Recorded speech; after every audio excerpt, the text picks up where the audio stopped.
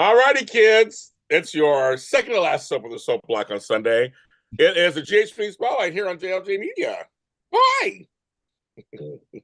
How y'all doing? All righty. Let's go. Let's meet again. Oh my God, let's meet again. How are you doing today? It is Sunday, February 23rd, 2025. I don't know where the time's going. And Frank Moran came back. He's with me again. Hi, Frank.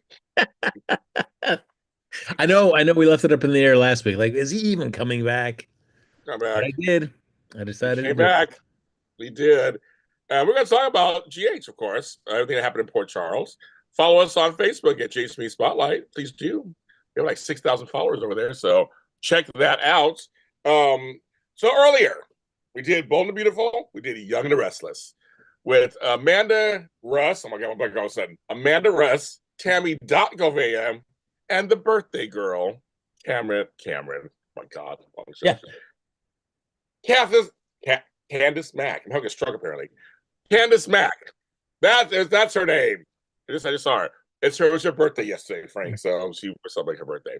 Oh, and CBS is giving her the Gates as a great gift. That's what she thinks. That's what she thinks. She said it on our show. It's like she goes, I talked to Soap Jesus, and Soap Jesus gave her a soap for her birthday. I don't know if Soap Jesus did that for her, but that's what she claims. But we love her. They're out now, audio and video. So wherever you find your podcasts, it's there. And YouTube, JLJ Media. Also, kids and kidlets, right after this, it's my chocolate twin, Tony Moore and his cohorts talking about Days of Our Lives over on his channel, Dish and Days. Now, also, I have to promote him because he's a star. He has a new series out actually on a regular regular cable network on LTV. It's called Drag House Rules. I watched the first episode already, and you can watch it. It's on YouTube. Just go to YouTube. You can watch the first episode for free. It's a half an hour, and he is one of the stars. And I was like, that's a real production, Frank. It was like he does the voiceover. He does the. I'm like, wow, that one of our productions. It's like a real production, Frank. Do not diminish a JLJ Media production, James Lott Jr. I still give it to him though. It was that's a big one. So That's great. if you Congratulations, Tony, for sure. yeah, like that. And also congratulations to Tammy Govea. And she's a star also with her commercial for Universal Orlando. If you have not caught her commercial, she is a sexy grandma named Nina who goes to Harry Potter World. There's two commercials out for it. There's one that's a little longer and one is shorter. It came on 3 times last night when I was watching TV. Tony said it came on when he was watching Bravo. So I just love when our people, Frank, get some big wins. I love that. So I'm like, congrats to Tammy too.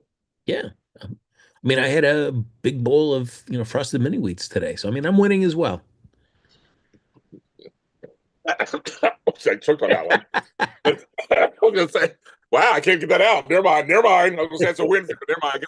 I didn't like that response, apparently. My inner body didn't like that response. Right? Okay. So 12 people, 15 people are watching, but nobody's in the chat. What's going on with the chat? Is there something wrong with the chat? Did I do something? I'm like, nobody's in the chat. It's so weird. There's always somebody in the chat. It says 15 people are watching. Let me see something for a second. They're all lurkers today. Normally they're not. They're in here. So usually, I mean, we've had all these people in our chats. It's like a junior high dance. Everybody's a little nervous. Be that first one out there on the dance floor. I make sure I have the right. I mean, yeah, I'm live. Yeah, it says I'm live. Okay, so I want to make sure I do that. It's public. Visibility is public. Make sure it's public. I'm like, this is kind of weird. Usually somebody's in the chat already talking. Let's see. 19 people are watching. And there we go. There we go. Here's some people. I'm like, where's going? It's Marlon Duwan. I'm like, where are the people? I'm live. You're talking. Okay, anyway, I might do the church announcements yet. Okay, here we go. All right, so we have that going on. Today I released an episode of Daytime Today for the 40th anniversary of EastEnders. It's my favorite soap of all time, actually, besides Dallas. And I've been watching EastEnders for 30 years. So I actually talk about my association with it. And to me, EastEnders did everything correctly this last week to celebrate their 40th with returning cast members, a live episode, and voting for us fans. We have to vote on 2 storylines. They won't do that in America. But that was a lot of fun, and EastEnders did a great job, and it's just a great show. And some UK, but that's out today. I talk about it. That's out today. There's some spoilers in that, but it's out today. That helps.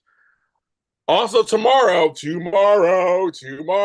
I love you. Tomorrow, Beyond the Gates begins. The gates open.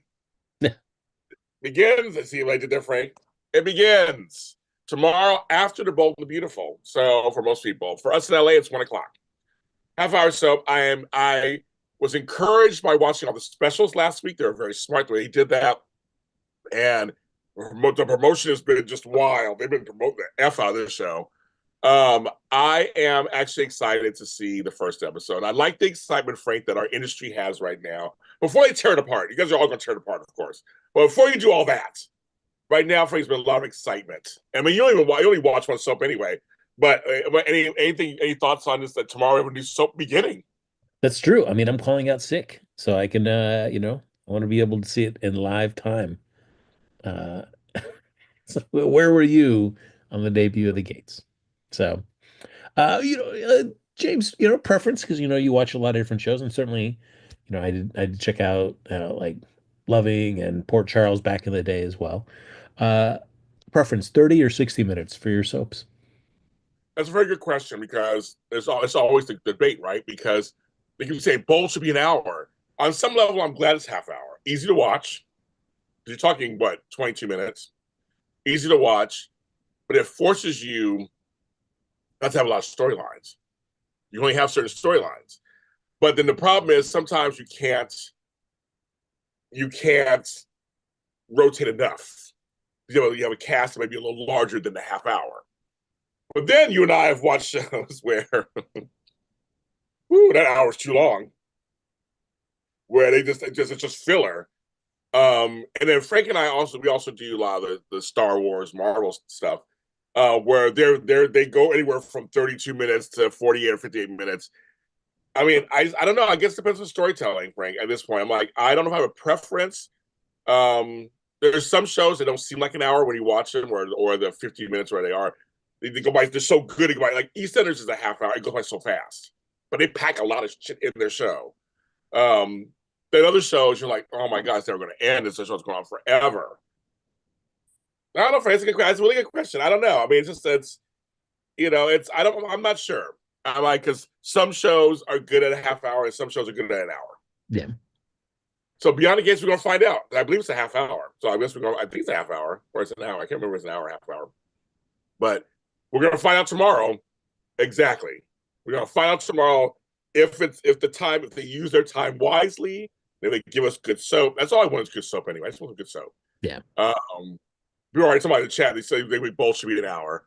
But I think Bold is good right now. I miss Loving. Oh, he brought Loving. Yes. So it's just kind of Days of Our Lives needs to be a half hour because the writing is horrible. That's what I'm saying. Some shows you're like, we need to cut this in half. So Beyond the Gates is an hour. Okay, so Beyond the Gates is an hour. So we'll see. We'll find out. We'll see if it's good or not for an hour. Nice. Yeah, I mean, and I know there will be plenty of people who love to come out tomorrow with their immediate opinion on the show. Oh, the show's terrible. Of course, I'm sure they are. Gotta give it. Yeah, can't resist like putting it like a total painting the whole picture. Like, no, gotta give it a little time. Frank, I've already saw it's a DEI show. It's a woke show. I'm not watching. I'm like, just because it's black people in the lead. Like, it's.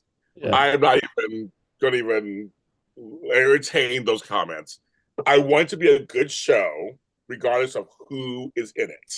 We want a good soap. I'm like, it could be 10,000 black folks in it. If it's not good, I won't watch it. You know what I mean? Like, it doesn't matter. Yeah. I want good soap. And actually, the show has white folks in it, Latino, it's other people in there too.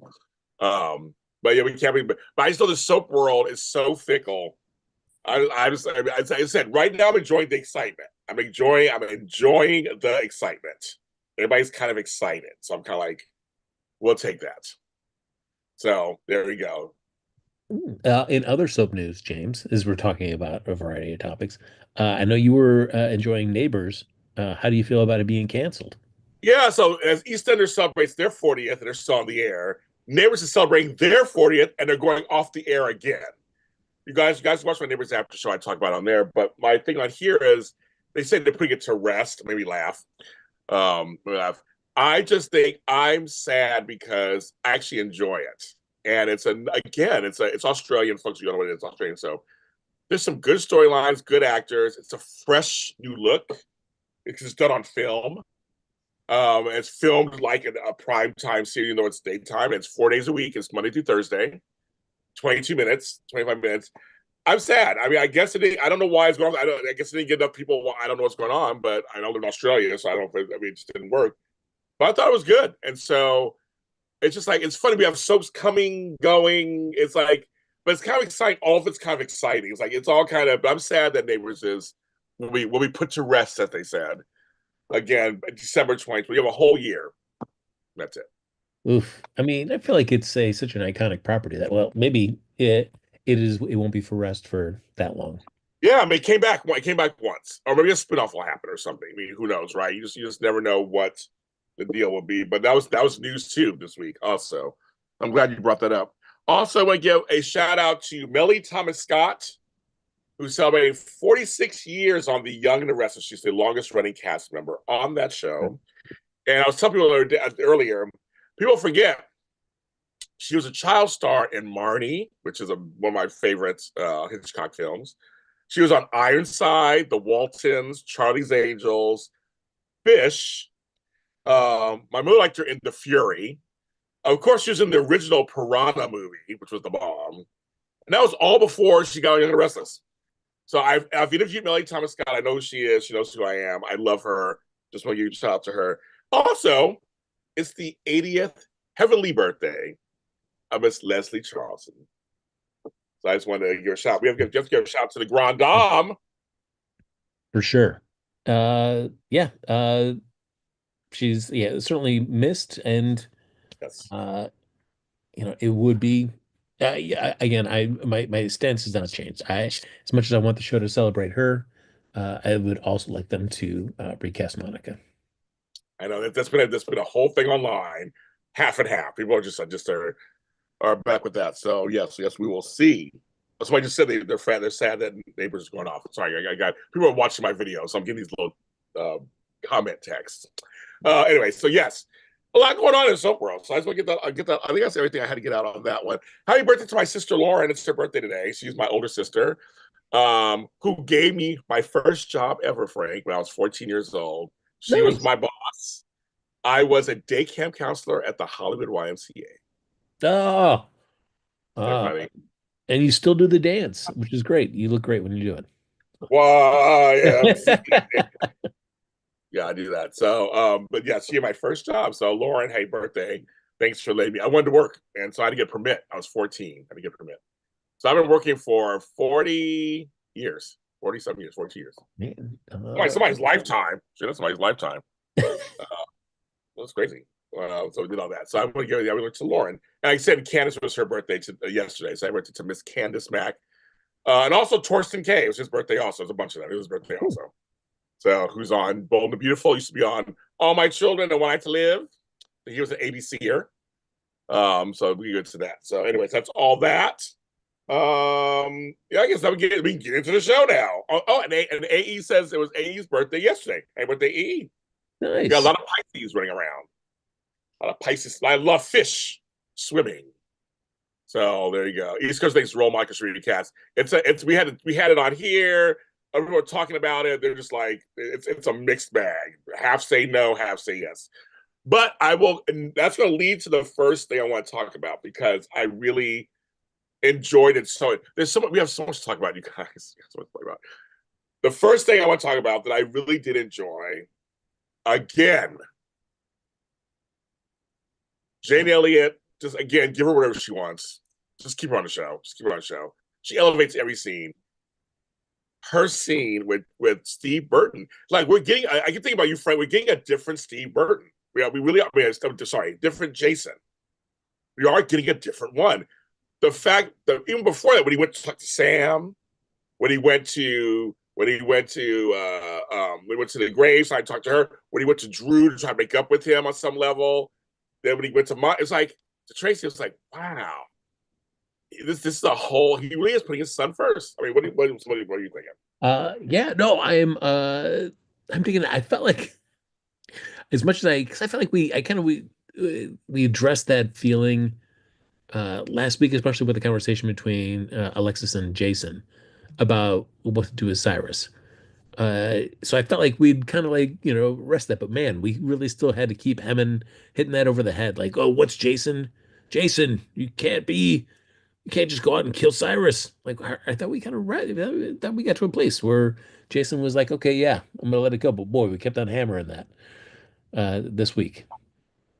And it didn't bother me for some reason. I actually didn't mind that. I did him and Anna talked, and I didn't. It didn't bother me for some reason. I'm kind of like just like I'm liking this new version of him because it's still leading to a new version. Maybe that's why I like it because it's leading to like he was still. I guess he still was thinking about killing her.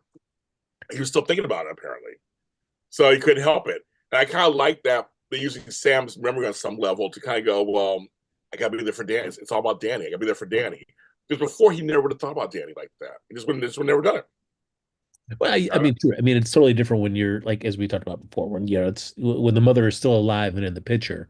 Yes, it's easy to not have to feel like you have to be, as present or uh, putting that, the needs of your son first all the time, because there's always somebody else to be able to take care of that. But now it's definitely opened up Jason to a lot more possibilities, just and different types of scenes when his son is a driving force for a lot of the choices and stuff that he would make.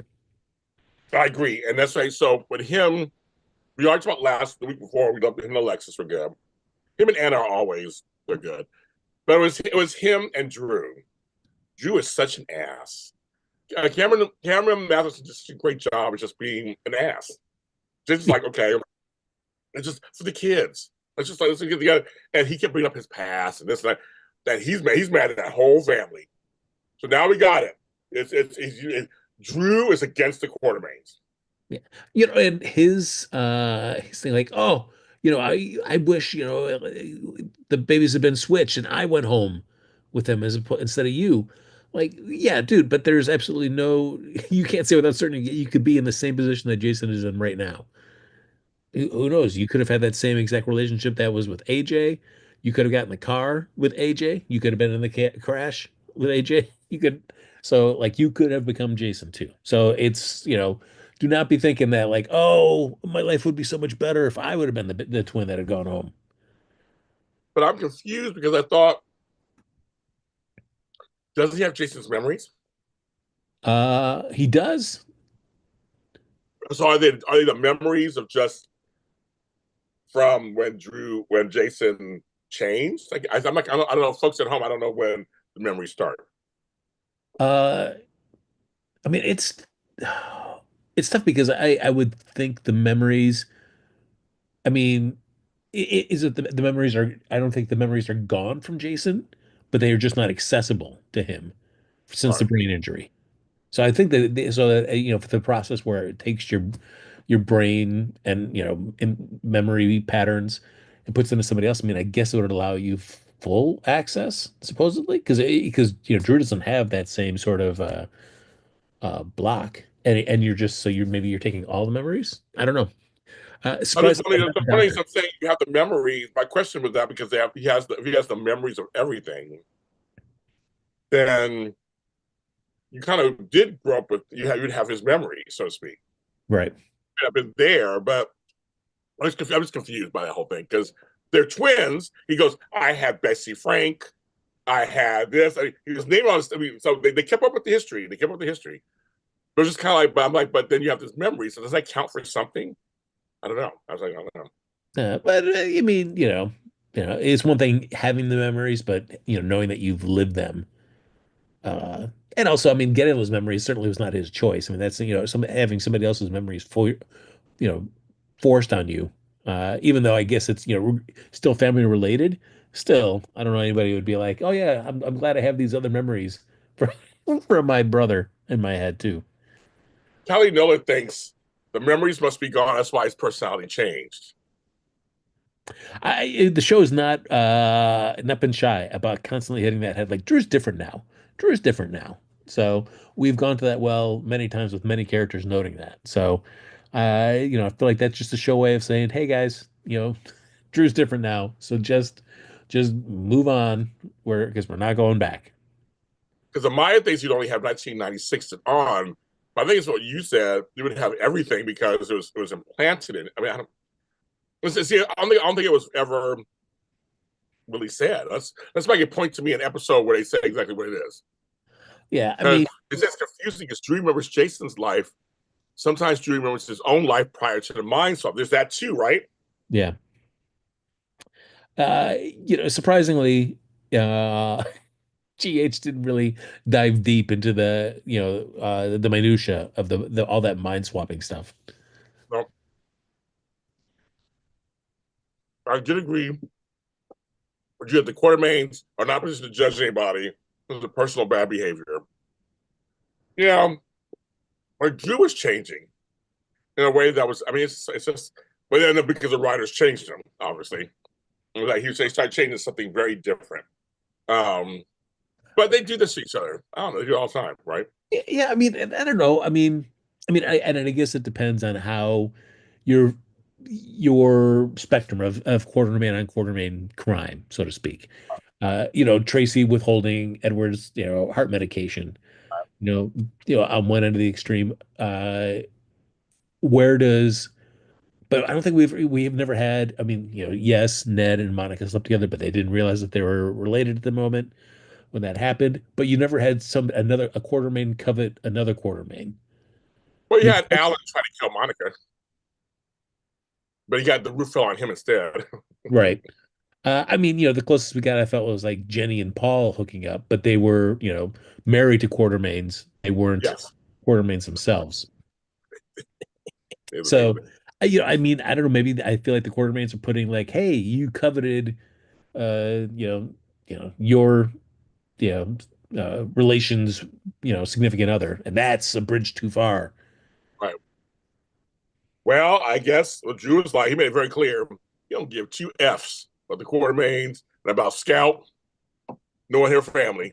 So you're just like, okay, I'm going to take the kid away. I don't give a shit about her brother and sister, brothers. I don't care about any of that stuff. Yeah. I'm mad because the Quartermaines did me wrong. So there you go. So Uh, I was like, okay, I'm like, wow. And I want to build a life with Willow and the kids in this house. Willow was like, wait a minute, this is a little too fast. I was like, okay, Drew, you're like, you're really just really going full in. He's like, he believes that him and Willow have a love story. He you know, believes it. yeah, and it is for Quartermains that have done wrong within the family. I mean, how many times has Edward sent Tracy away? So I mean, there Right. are repercussions Yeah. for doing stuff within the family. So for Drew to be thinking that, oh, I know I did something wrong, but hey, all these Quartermains should have done wrong. So who cares?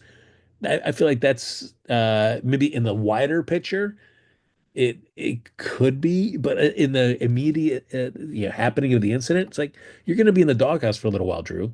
You're just going to be because you did something wrong, and I think all Quartermains that have done something wrong against the family have been in the doghouse for a bit. But he refuses to like accept like I have to be in the doghouse for my actions for a little Right. while. Well, he's taking no responsibility whatsoever. Yeah. He believes that he is in love with Drew with Willow. Willow is in love with him. And they can have a life together. So creepy. Like before I mean, yeah, yes, they're separated, but he's like, Willow, move in with me. Like, what? He, Right. But she slow said down. she's like, huh? Like she was like, wait a minute. She's like, I didn't even have a chance to get myself together. Like, I didn't know what's going on. And Moody's kids from this house and that house and this house. I'm like, I'm glad they're writing Willow as someone who is starting to have her own mind again, period. They go like, okay, wait, well, let's wait a second. I'm glad she said no right now. I'm glad she said no. So I was like, don't say yes. Don't say yes.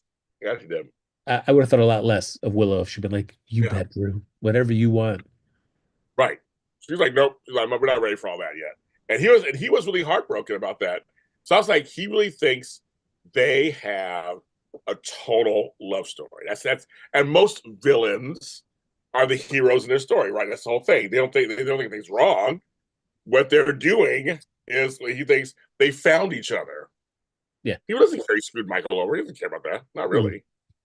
It's about himself that he found true love apparently in Willow, and this whole thing is wrapped in hero worship.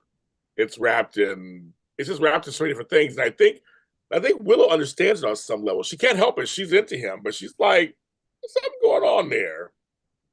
Mm-hmm. Well, yeah, I mean, once, if Drew continues down this path, a lot of the shady things that he seems on the precipice of being involved with or doing, start coming to light. Willow's going to change her tune. I think. I think it's going to be a tough time for Drew to be able to justify a lot of these choices to Willow and keep this like hero image that she has in her mind. Yeah, yeah. It's something. It has made me watch Willow more. Everybody knows in the show I've had no use for Willow all these years, none. But now with the Drew stuff, I'm like, okay, I'm watching. I'm watching her now, see what she's going to do. I'm curious how this all plays out because before I had nothing, I had no use for her. So, but now I'm like, okay, I can watch this a little bit. But and it's also thinking like Nina's, not telling her about Drew. I feel like, you know, yes, it's awkward and weird for sure, but I think the hardest part about it is just like the not telling Willow for so long. I think if she had just like as we've said it before, and everybody else has told her already, how many times has Ava said it? Like, just tell Willow now. Don't sit on it. I think the writers are wanting to hold off for a while to keep this going because once they tell, she has to leave Drew, right? Or does she stay with Drew? I mean, yeah. I mean, that's the question. Does she leave Drew and Willow? Does she leave only one of them? Or Right. I mean, Drew and Nina. I'm sorry. Does she Right. leave? Who does she choose? Right. Who does she choose? Yeah. Both say you both are gone crazy. I'm out. I'm gonna go get with TJ wherever he is these days. Oh, you already heard about that. I think it was online where he said he's not on contract anymore. Yeah. So there you have it, kids. Yeah. That's all I can say about that. I really don't have. So yeah, so I think she's gonna be in this storyline for a while. But like you said, we have the Nina reveal, and we still have Michael's not here. Yeah. But that's the thing. Whether it's recast or him, Chad coming back, Michael has to come back at some point. Yeah. I will be really curious about how long they keep him in Germany. You Right. know, I think like once you get past 6 months, I feel like hopefully we'll have a better picture. Yeah. Lady Flower says, have you noticed that Drew had said I love you, or Willow never said I love you? She hasn't.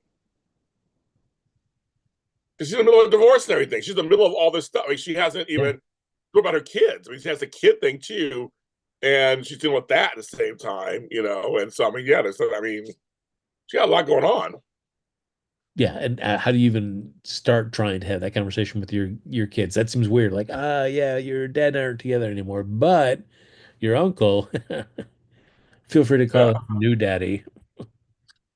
yes, I know. Rodelli, I'm with you 1,000%. I've said this for years.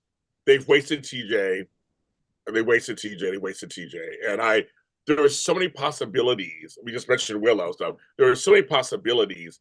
Because yeah, we could just for shit's sake, if TJ was still fully on the show and they work at the hospital together, she realizes Drew's a little nuts, and then they had a friendship.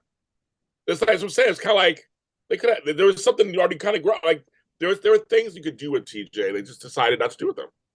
They kept all the girls, but they kept everybody else. They kept Molly and all that, but not keeping TJ. They like that's so that family's getting smaller and smaller and smaller. Yeah, There's lots they could have wrote for him. A lot of things you could have wrote for him. yeah, I agree because like keeping TJ around, even if you started just the relationship, just build up that friendship between TJ and Willow. I just like it to the point where Drew starts getting jealous. And we get to see Yeah, like, hey, wait a minute, Willow's my gal. Who's this see, guy? And so I felt like that would have been great to give that little story beat with the Drew stuff. and TJ and Lucas becoming friends. Yeah. They're becoming friends. It's like, and I thought with some of the later scenes he did with the loss of the child, he was literally becoming a lead actor kind of esque person. and he'd been on the show for a while. They gave him a little mustache or whatever. I was like, "Let me make a little lead actor." Okay, make a lead actor. But they really just did not. They didn't do that. No, So it's true. There's plenty of meat on the bone left for that character. That just it's a shame. now, mentioning this, Callie Nola says, "I believe Willow will run up crawling back to Chase." Well, I don't know because I was surprised by the reaction, Frank. I Chase was didn't not. back I was off. like, good man. The only thing is, I wish they would have just kept him in those little red boxers the whole time. He's like, "Oh, folks, I love his body, so his little hairy body, so I would love to see it too." But I don't think it's gonna happen. I think he loves Brooklyn. He loves Brooklyn. He I really know does. you and I were very different opinions about like, how Yeah. how he should react to that. So Yeah. He reacted. He was like, okay. He was loving and supportive. I was like, oh, okay. I didn't really say it. She was shocked. She was shocked too. I was like, oh my I was God. like, that's my boy Chase. Look at you. But though while I ask you, Frank, then does that mean when they all find out that it's Dante, will it make Chase and Dante be weird? Uh I mean, I feel like that's where a lot of the heat is going to come from, I suppose, where that it's not that, like it's Brooklyn's, her body, her choice, all that stuff, but Right? to not ever to know that it was Dante and then not tell anybody, and not, let Dante's family know or anything like that. I feel like that's where a lot of the heat is going to come from in the storyline, is keeping that part secret as opposed to, Brooklyn's choice. So I guess the next thing he said, if you want to look for your baby, your child, I'll support you. So I go, okay. So then when she go to Lois and be like, I think I want to look for my baby. And I guess it's gonna lead to Geo. Yeah. So which means it'll lead to Dante. So I'm just kind of curious how that's all gonna play out. Because so far, he said so far, they were said it's a healthy marriage. Okay, so it's a healthy marriage. Um that he didn't go off on her or go buck wild, I guess. Uh, yeah. No, no, I think, yeah, I think, because I mean, I don't know. I mean, it was happened so long ago. I mean, she was a teenager, and that's just like her personal thing. You know, so I can understand her being reluctant to share those kind of, those parts that she really has strong feelings about in her life. But I think it's just like not having brought, not let Dante know that he was involved and that there was. Everybody yell at me. I know he didn't tell Chase. I'm saying I didn't say that she told Chase that Dante's the father. I said what's going to happen when that comes out. I mean, I know that's what I'm saying. It hasn't come out yet, so I'm just curious. Is that when he will go off, or will it be awkward with him and Chase, with him and Dante? I'm saying, yeah, he doesn't know. It hasn't come out, so no, yeah, it doesn't count. Only person who knows is Martin right now. Yeah, Martin knows. I feel like it will be, well, it'll be slightly awkward at first for sure, because I think like in Chase's mind, like, yeah, I mean, I guess they if the Brooklyn ever decided to find the child, like,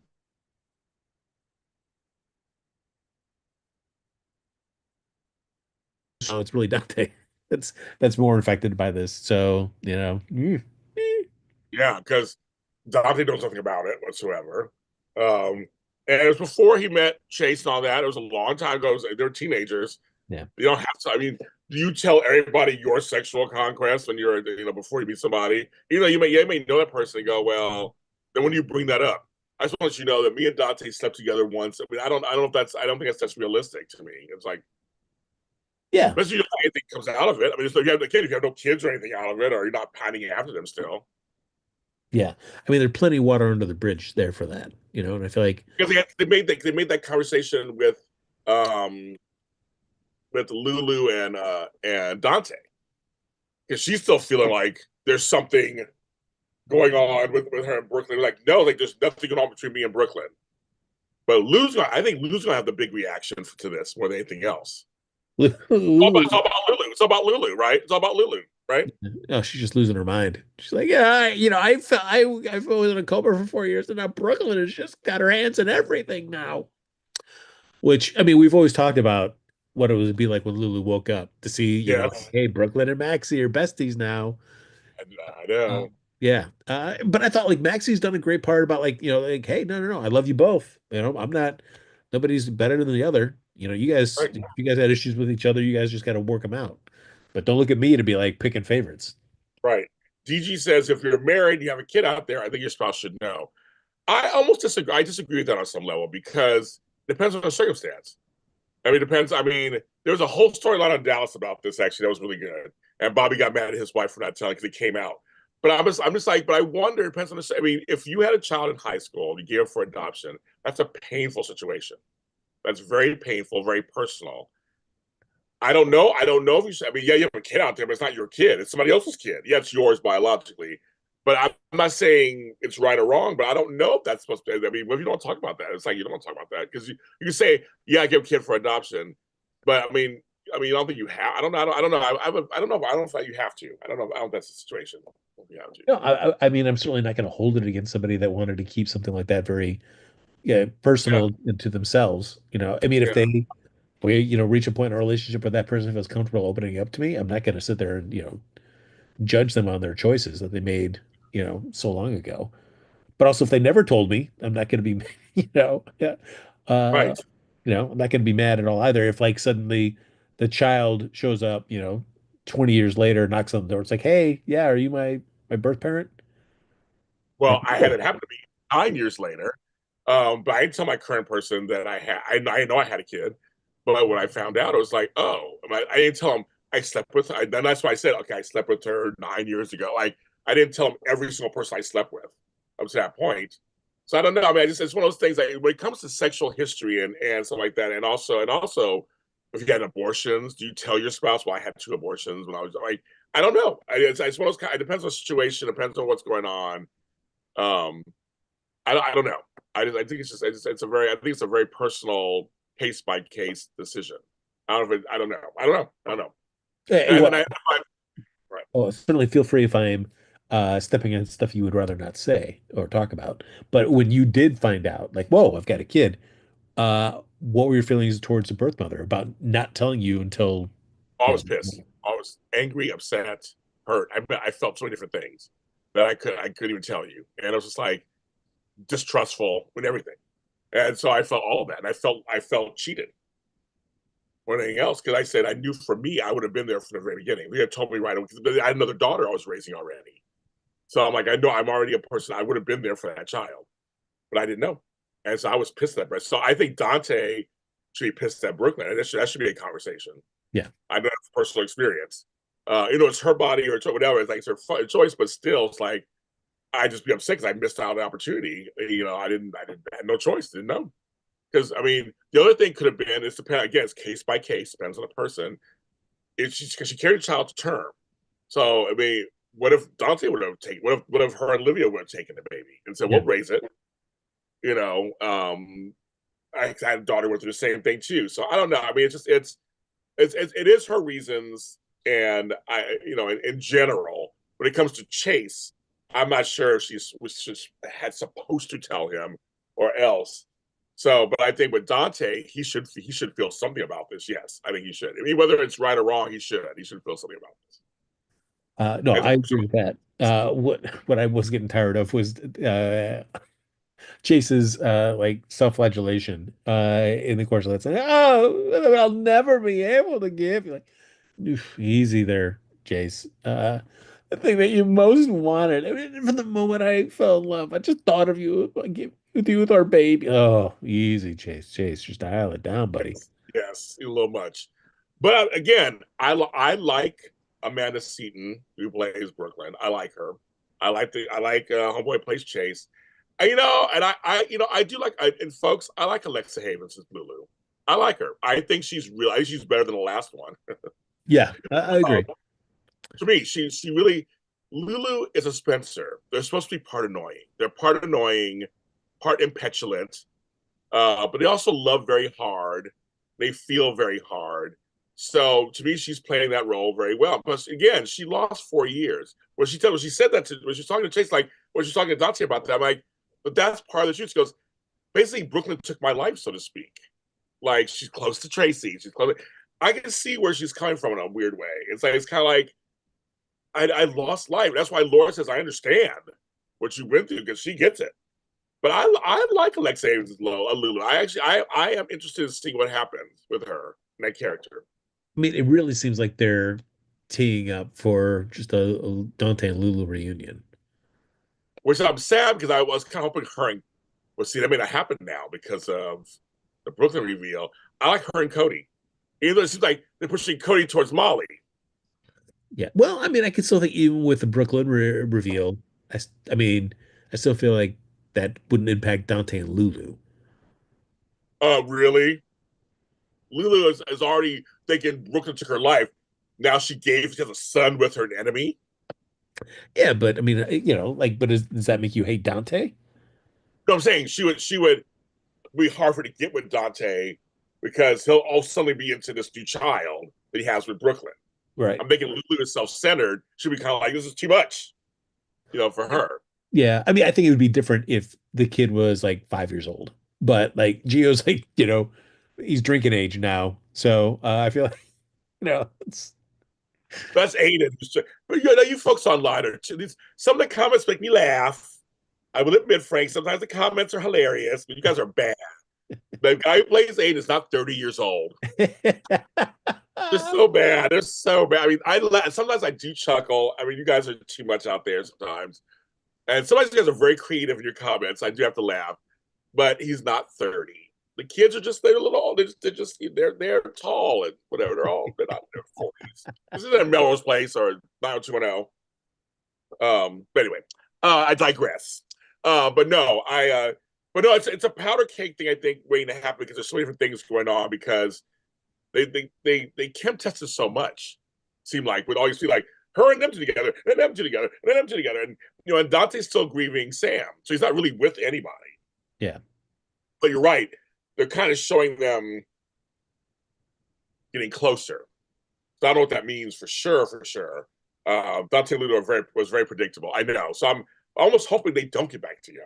I'm hoping it's something. I think it's going to keep them apart.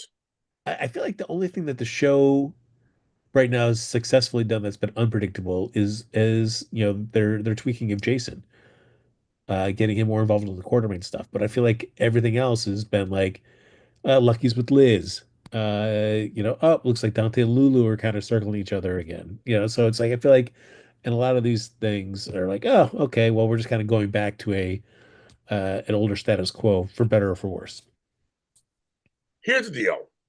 I gotta make this comment. He brought up Lucky and Liz, so I gotta bring it up because it was talked about to death. The kiss with the fake Lucky Guy Wilson, who I was never a fan of on Days of Our Lives. On his will bugged me. Here's the deal. It was so much fun going back and forth online. I saw Tiff for Jason going back and forth with people. Like it's but yes, I get the show must go on. I get they film in advance. Also get that emergencies happen. They do. I don't know. I just have this thing. I feel like you knew this is important. This is important, not just for the characters, but for the actors. We want to see them. He's the original Lucky. So I feel like there's an extra added thing to this. He's the original Lucky. She's the original Elizabeth. We want to see them come together and kiss as well as the characters. Because there's like a long history in the making, right, Frank? It's like something it's like just kind of a double thing in the making. So having her have her first kiss with faux Lucky, it did fall flat. And for me, like I said, I understand recast, and I guess John Jesse went online, had an emergency thing. I get it. I get it. I totally get it. That happens. However, I think it fell flat. Didn't do a good job for Lucky and Liz fans. So now he's got to wait till because he's back now because he's almost died, but he's back. We got to wait till they actually kiss for real again. So that was just like, okay. It just didn't. It just that important scene for me fell flat because it wasn't the original Lucky. Yeah, I mean, certainly it doesn't mean as much. I feel it's just like, oh, okay. Even in your head, if you're thinking, oh, that's Lucky, but you're like, but it's not Lucky. It's not the Lucky I want to see doing this stuff. So yeah, it does kind of diminish that, especially also the Lucky and Cyrus minor confrontation a bit diminished as well too. So uh, you know, and I guess the it's unfortunate. I mean, at first I thought you were thinking it was going to be like a Kirk Cameron situation that you were kind of alluding to, where it's like, no, no, no, he couldn't kiss anybody else other than his wife, so that's why he called Yeah, out no, that. no, no, no, no, no. It just was like, I don't know. I just thought. I mean, I said I work in Hollywood. I get the inner workings of how soaps and work. Soaps have a lot to do. I get it. And the show must go on. They probably couldn't change too much. So I'm just saying, since they couldn't held the kiss to another time or whatever, they decided to still go through with it. It just, I was just saying, if you're a Lucky and Liz fan, it just doesn't. Most of them agreed. It just didn't. It fell flat. That's all. Yeah. It didn't quite work. Thanks, Guy, for coming in and doing the pitch hitting, but it just didn't. I didn't mind him talking with Aiden and Tobias and all that. That was fine. That was okay. We met Tobias, folks. We got met Tobias. So that was fine. But I just thought, I'm just saying that everybody thought the kiss. Like, just wasn't. It just fell flat. That's all. It just wasn't. As well as things, we'll move on obviously to it, and when the real Lucky comes back and does, then we'll be able to get to have that moment. I'm sure.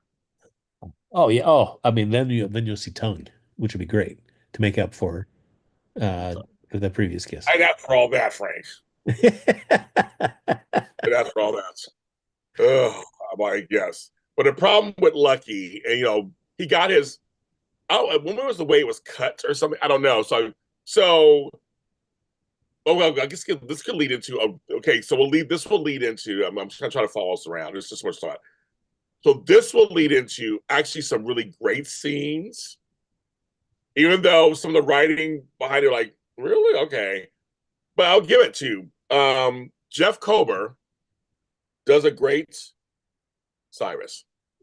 When he's menaced and crazed, and see him and Elizabeth, him storming his way in there, and them going back and forth. I thought the acting was fine. Some of the writing, the reasoning, but the acting, I was saying, but Jeff gave it his all. I mean, he did. So did Becky. They gave their all. So so I can compartmentalize and go. The acting was really good in those scenes, but the writing about it was a little weird. So Frank, I can tell Frank is ready to say something. Tell it. Oh no, I am very, very disappointed in the whole Cyrus resolution. Well, and this just spirals back, like this is the resolution we're getting after he's been seen so little on canvas and so little development. If you want to make him the killer, great, but there also, like, even once that reveal was done to the audience, we still didn't get any more work from him at all. Like, no scenes focusing on him to kind of enrich that side of it. It's just a bummer to see because you're great. Amazing actor, did a great job in the stuff with what he was given. He did the best he could with what he had, but just the way they've treated that character, like if this is, I mean, yeah, yes, we've gone through various different writing regimes for sure. So I'm sure that played a part in it too. But man, it's just what a letdown. I mean, this gave me the shades of like the Paul Eckert when he came back. Or not Paul Eckert, but Paul when he came back too. Yeah, Paul Hornsby. Uh, yeah, just like the way that we kind of just sunk his character. You do the typical 180. He's just awful, and then we're just racing towards getting rid of him. Just a bummer. I agree. No, that's we're Frank and I agree. I actually agree. Um, it, it almost felt like the Hook storyline. They decide, okay, we're going to just string these things together, make it Cyrus, give him that Emmy. Now he knows to be an Emmy nomination for that, probably. And see, I mean, he was good as an actor. He was good. You'll give it to him, and then that's it. I felt like they started to say stuff that made sense, and then kind of veered off. It's not even the actors were like, even some of the actors, some of the characters were like, he did that for what? Like, they felt the same way, like, well, then why Sam? And then why did, because she got in the way? I mean, they all started with Lulu. Okay. The thing that I think I'm most sad, I think take two, James. The thing I'm sad about the most, I think, is because I'm just a fan of the character. I like when they had him go away, come back. I like little bits of him are good. I actually like that he had connection to Laura and to Martin. There's a lot unexplored. So I guess basically it starts with his mother. They're trying to say it starts with his mother. I just think that this actor is such a great actor. To have him in small doses was fine with me. And have him just I don't know. I feel like now that's dead, literally, because he went home and grabbed a hatchet Yeah. because he was so Joss. Like it didn't none of it felt like it was thrown together. I mean, Jeff Kober deserves better than that. I think. And he's such a great cerebral actor. We've seen him do really great work. It just yeah. Yeah, and so much for like our speculation that this was going to tie into like, oh, we'll find out who killed Austin Gatlin Holt. Right. No, that didn't have anything. No, He's dead. He's yeah, dead. it doesn't matter who shot him. Who cares? Doesn't matter Right. who's sending Ava those weird messages. Who cares? That's done. Yeah, Yeah. that's done.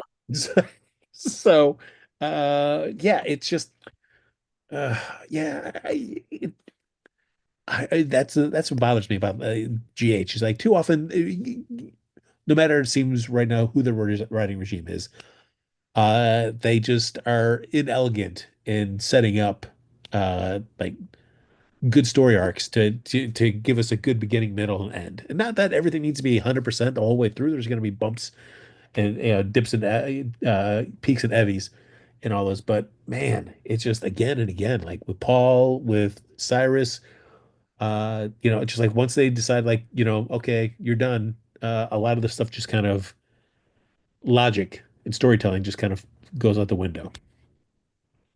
It's like, okay, you can take characters off the canvas for a while in other ways and then bring them back for things. And especially if they have connection to the show. So Lucky comes in and saves the day, okay, and gets stabbed to tell us. So it felt really weird. The time it was like, so for a few hours we all got scared, but then he's fine. He made it. Yeah. That Isaiah talked to him, that he saved him. Isaiah saved his best friend. And that's okay. Now he'll be fine, I guess. I mean, I'm just like, okay, wasn't that long. It was like they're all together, kind of. It just, I don't know, just that whole exposition was like, okay. But see, now to me, what's next for Lucky? Yeah, that was kind of his big thing here. Right. They've set nothing up, Frank. They've said, folks at home, what's next for Lucky? They've not set up anything for it. He works at Charlie's. He likes Elizabeth. He hopes to reconnect with his son, I guess. I mean, and his family. I don't. He's never with his mother. He doesn't go see her very often, and hardly with his sister. They haven't shown anything. Talk about a return that fell flat. It's Lucky. Yeah. I've been waiting. I want Jonathan Jackson's a 3-time Emmy winner. Like, he can act, folks. So let's give. I mean, maybe the Sidwell stuff's going to make him. I mean, maybe that's going to be the thing. I mean, maybe they're just the pace. Maybe Frank. Maybe the pacing's bad again. Maybe that's what's going on. Yeah, I mean, maybe he comes through this near-death experience and he, wants to change some things about himself. So maybe that leads the story for Lucky, how he goes about kind of changing, which I think would be changing the way he, interacts with his family and stuff. So maybe that leads to something. Uh, I don't know, but I mean, right now you're not making a compelling argument to see this much beloved character around in Port Charles at the moment. Which Come on, can we have some patience? Patience. We're waiting. We're sitting there. I mean, he's been on the show for months. oh, yeah. It's like soap opera. Right. Well, how long am I supposed to fucking wait? Soap opera. You can't have somebody on a soap opera that big and have a big return and then barely use him. That's not good. That's not good. No, no, and even his reintroduction was disappointing too, where he just had to sit there and play poker again and again and again. Those scenes are underwhelming as well. Like a 5 time. You making my point even more East Coast. So like exactly, he is leading man material. Gigi says, I was hoping for a story that would fill in what he experienced while he was gone. But you're right. There's obviously no story planned for him. I'm like, that's kind of what I'm saying that I don't see, they haven't done anything to show us anything. Like he's just kind of there. I mean, I guess it all depends on what they want to do with the Sidwell story. It's Sidwell. It's gonna be Sidwell. Which I like. We like Sidwell. Me and Frank like Sidwell. Yeah. Well, it'll be great. I mean, if this leads to a great story with him, I'm good. I'm just saying he's a leading actor. They paid money to bring him back. I'm like, for somebody like that, just kind of play, like I said, play cards for 3 months. Yeah. That's what I'm saying. How much patience do I have? I've been waiting. We've been waiting. We've been sitting here. Yeah. I mean, look at how we felt about Eva LaRue, where it was just she had Yes. really nothing. I mean, came in with not a really great role written for her, and then it's just been floundering. And now is just starting to. Mhm. So, I don't. Come on, GH. You've got an all-star roster, and it's just so frustrating with the Cyrus stuff because, like, the Cyrus, like him being, after his initial appearance, yes, he Yeah. was thinking put away in prison was great, but then he got sprinkled in a little closer to Port Charles there, so it was great to see him with Brad, to see him pop up in the Drew storyline. Great, we saw little sprinklings of him there. Perfect. But like him, since he got released, where he seemed much more menacing than he was, and that just really never went anywhere, and you never understood how it interacted with the pikeman stuff. Right. Uh, who knows? Cuz, what was going on with Cuz? I mean, who knows? From then on, it has just been like a mismanagement of that character. Uh, so he's Completely. gone now, and even yeah, great. I mean, I guess James. I mean, it gives, at least for me, the bright spot I will take out of it is I'm hoping they do make Jocelyn a WSB agent. I would love. Let's do that. Okay, let's lead to that, kids. Make a statement. I'm gonna make another statement. Yeah, a lot happens since me and Frank were on last time. So Chris McKenna, ex Joey One Life to Live in other shows, is now Special Agent. What's his name? Jack Brennan. I'm sorry. I see zero chemistry between him and Laura Wright. They're trying. They really are trying. I see zero chemistry. To me, he feels like a newer character. I'm fine with him as an actor. I can do two things at once. As an actor, he's fine. His scenes are fine. Actually, I kind of liked him and Josh, their little interaction. When he came in to clean things, I was like, okay, I kind of like that. Like he's okay. But with Laura Wright, for me, it doesn't work. Now they can change my mind. Hopefully, my friend says open arms. Let's see what's going on. But I'm watching. I'm not seeing any more chemistry between them. But they're trying to give it to us. They're trying. But for me, it's just not working. But he's an actor who I like on the show. I don't mind him, but I just don't see it. I agree, which bums me out and makes me feel like that storyline is not going to get have the potential that it could have. With Charles Measure back in the role. For that, it would have been amazing. Uh, yeah. So I am fully expecting, Jack Brennan to not, like, a year from now. If you told me Jack Brennan was still on the show, I'd be surprised. Yeah, because it really was the actor. I think sometimes it's okay, folks, to associate an actor who does really well in a role. And chemistry is hard to come by, like how lightning in a bottle. It's hard to come by. And sometimes, whether it's a bromance or a friendship or a mother-daughter, father-son, or the actors, sometimes they bring their own uniqueness to a role where it really works. And I felt like the actor who played Jack Brennan, it was his Australian accent, it was a glint in his eye. He was like the right age. He just had he had so much, so very much. He worked so well with Laura Wright. To me, it was a nice slow build. We saw it coming, and I just really thought they were so good together. So I'm all for recasts. I'm all for. I mean, I have no problem. I know it has to happen and stuff, But it's like, but sometimes a recast doesn't work in certain situations. They can be a good actor and everything, but sometimes it don't work. And I think it's okay. If you like him, that's fine too. If you like them together and you see something that's great. But I don't know. I just don't see it anymore. Um, and that's just how I feel about it. That's my big statement. I just don't see it. But him as an actor, I don't mind him as an actor. I have no problem with him as an actor. He's fine. Yeah, I mean, there was something about Charles where there was just a charisma about him. No matter who he was in a scene with, there was just like that kind of charm that he would bring in a variety of scenes for different characters. And yeah, it just yeah, no fault to the new gentleman playing No, no, no. Jack, but there's just it that does not exist for me right now, and so it just the spark that that character would bring on into scenes doesn't exist for me. Which so it just that is a that is a bummer because I liked what that character was doing previously. Me too. So I said, I'm with open arms. I'm watching the show, and hopefully, maybe he will win me over. I don't know, but there's people sometimes don't win me over. I like Finn and Liz. That never worked for me ever. But Franco and Liz, they won me over towards the end. So I'm just telling you. So I am open to change. I'm just saying, right now, I don't feel it at all.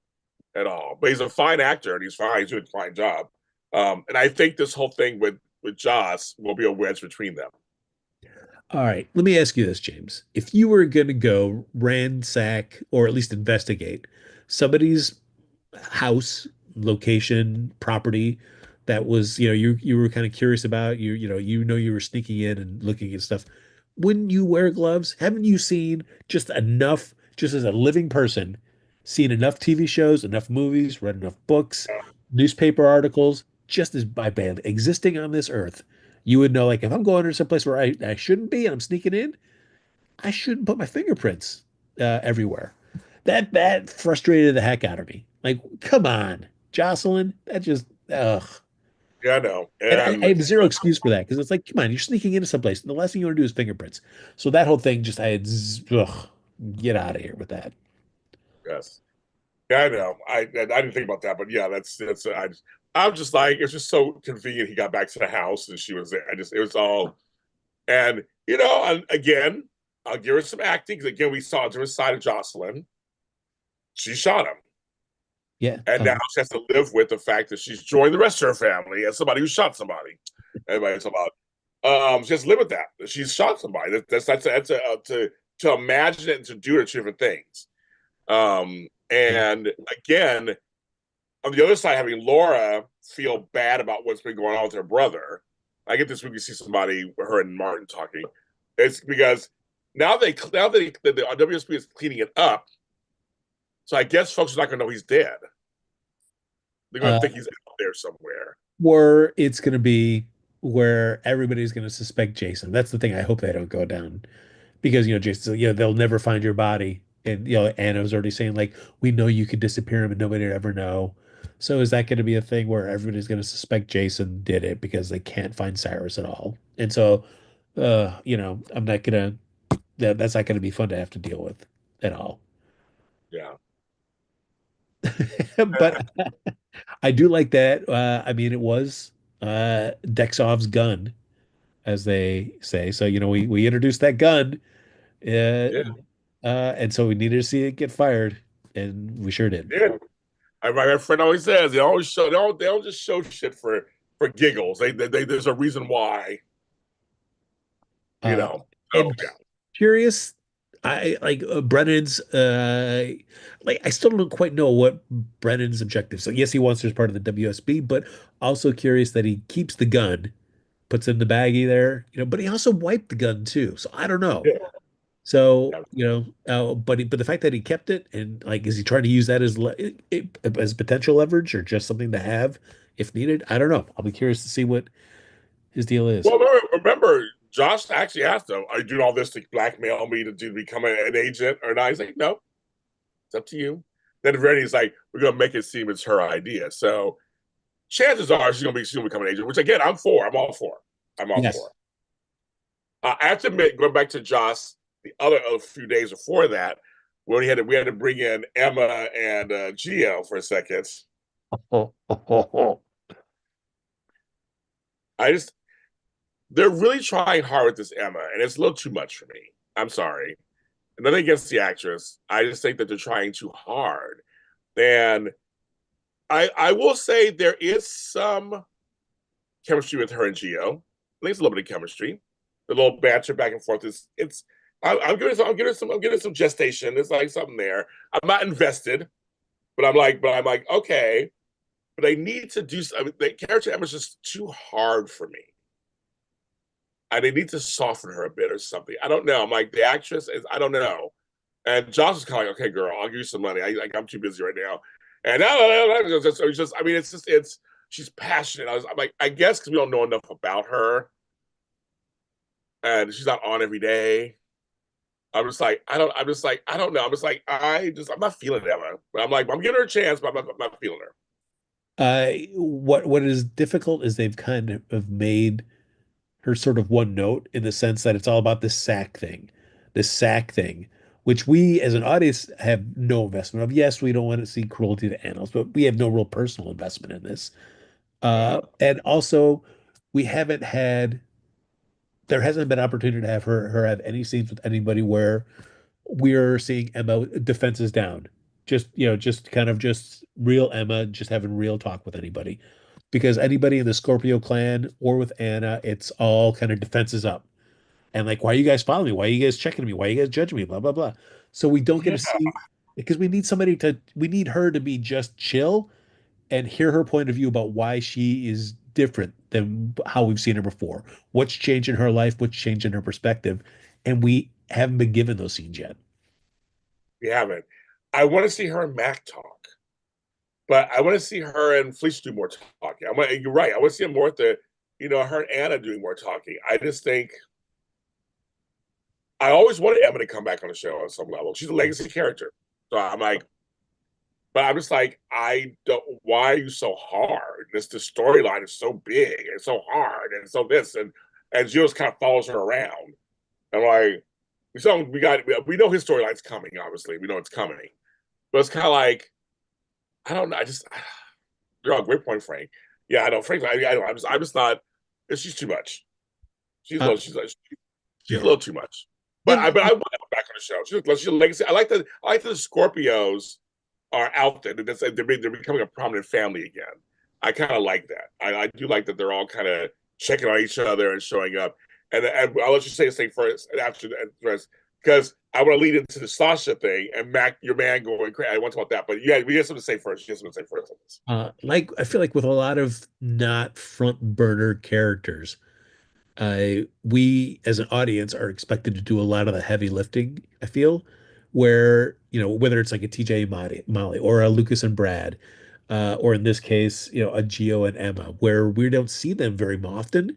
So we're just supposed to assume that all these other times that they're off camera, they've had these really great conversations and they've really gotten to know each other. Their relationship has evolved in these steps. So by the time we see them on camera next, they're in a little bit of a different position where we're like, oh, okay, great. And I feel like that's happened with Emma and Geo, where it was like first, like Geo's like, how the heck did you get my phone number? To now they're like, oh, hey, we're just, hey, I know you're passionate. I'm enjoying your company. Like, what? All right, geez, Louise. Okay. Because I'm down for a newish Emma. I'm down with that. That's fine. But just give me something that's good to like that makes sense. It's not so off-putting. But I'm fine with the new Emma. That's fine. No And problem you with can that. dial the sack stuff back about 90%. Yeah, You yeah. can't I'm have like that be that. her soul defining. Like right now, that's like her. That's her. I'm all about sack. Bring that down. At first, I thought she was a party girl. But I guess she's not a party girl. I'm trying to figure out like who is Emma? She's Like partying for I the thought animals, James. partying for the animals. Remember, she came on so hard. Like I could party when I want to, and I was out till 3 in the morning. I'm like, okay, I could take that. That Emma is fine too. But I was kind of like, what is her story? Like, what is her? I mean, she comes from, you know, she comes with a lot of these. I'm just like, come on, there's a whole family. She comes from Robin and Patrick Drake. I wouldn't mind her being a little ego because that's the father, Yeah. and maybe a little self righteous. That's the mother. Why not? I like make her different than the others. I'll take it. I'll totally take it. I'll take it. So I mean, they're already talking about stories. I guess we'll go into this. They're already talking about it. Sasha and Jason just go with this, and they kiss. And I'll tell you, I just laughed because Jason was like, "What the?" And Matt was gonna have a heart attack. Matt was going to have a heart attack. I couldn't stop laughing. I thought it was hilarious because he's thinking, not another one of his girls. Like he was not having it. Oh my god, it was hilarious. Everybody saw it. It was like, oh my goodness. And and so and now with Tracy, they now she's telling people, yes, Jason's the father. That kiss, there's no chemistry to me with those two. No chemistry. No. Before I can't even guarantee with GH where it's like, oh, for like, oh yeah, they're setting us up that, they're gonna fall in love. I can't even feel like I have that kind of guarantee with GH at this point. I can't trust them to kind of resolve the story arc that they're setting in motion in the intended place that you would think that they're going. So yeah, I didn't see any chemistry at all either. Maybe it happens. Maybe we get to go and see some of it happen. I don't know. But right now it's hard to buy that It's, it would develop into a relationship. because again, Michael's still out there, so we got that going on there. And with Jason, like I said, I liked him and Britt. They were good. I thought they were good together. Him and other people. I just don't see it. Now them working together, I liked that. Yeah. Sasha and Jason working together. That's good. I have no problem with that. Kind of just like defending everything else out there. But the fact that, oh my god, that just I think the whole Mac element made me laugh so hard. It's like that it made me laugh so hard. And when he was like with Felicia, and he was like, oh, I got a headache. Yeah. Like a little comedy, like a little comedy. And Felicia's going, just like you do with all the other girls. You'll be a great Uncle Mac, and you'll take it and you'll support. And I love that they're showing the Scorpios. I don't mind that. I kind of like that. I absolutely do as well. It's great. Anytime you get to see that silver-haired fox, That's right, uh, your man. That's yes, right. do his thing, whether it's, getting fed chocolate covered strawberries or, getting a little ice pack on his head for his headache, whatever it Yeah, might be. Yeah, and plus I feel like the Jason Sasha thing is just too close to the Willow Drew thing. And so right. I can't think that the show would think that that is a viable option to be like, oh yeah, it'll be fine if Jason and Sasha get involved. Like, no, that's just as weird. So Uh, fans watching right now, what Frank is saying, I kind of agree with you guys. Some of you guys are saying it in here too. It's so weird to have two of Michael's exes with his uncles yeah. at the same time. Like, who thought of that storyline? Uh, so yeah, I'm hoping that while everybody thinks it's a romance, it's really just two people working together to Also, help too. Mike. Yeah. Also, too. Also, too. Because I like Sasha and Michael as friends. Also, exactly. Well said, Frank. Thank you. That's a GH fan, not well said. Um, I know. I know. I like Jason and Sasha working together. Definitely. I mean, the whole thing just because the Quartermaines are crazy. So I get that part. But then when Michael comes back, Michael wants all his kids, and that's the whole shebang shaboom, right? That's what's gonna be. But I think I don't. It's part of Jason's history to come in and help. He did that to Carly, right? So it's the same thing. So I think so. I think it's just kind of like to have both uncles involved. It's like a weird thing at the same time to have. So I'm with you, Frank. It's kind of weird. But yeah, but Jason and Sasha friendship, they just flower. I'm with you. Yeah, I'm like Drew screwed both of the grandmothers. So there's that's very true. Yeah, they mentioned Carly and Nina. They both regret it. But no, but yeah. So I'm just saying, it's just kind of just. I say it's just weird optics how they decide to go. We're gonna take both of Michael's uncles and put him with somebody he was with romantically. So I'm assuming this is not romantic. Yeah. That Jason and Sasha are just working together. And it's supposed to be weird. And it's supposed to be awkward. That's the point, right? Yeah, but I also feel like it gives Drew fuel for like it's like, oh hey, yeah, you also are sleeping with one of Michael's, ex-partners. So who are you? You're not better than me. So because Jason, is not going to say what the real deal is. But I Right. do like that the scene between one. I like the scene between Sasha and Tracy. For Sasha, like, hey, there's a PI snooping around. I think it's about Michael, but also to reassure Sasha in her head that she's making the right choice because even just as when Tracy thinks it's Jason's kid, it's like, well, this child is a Quartermaine.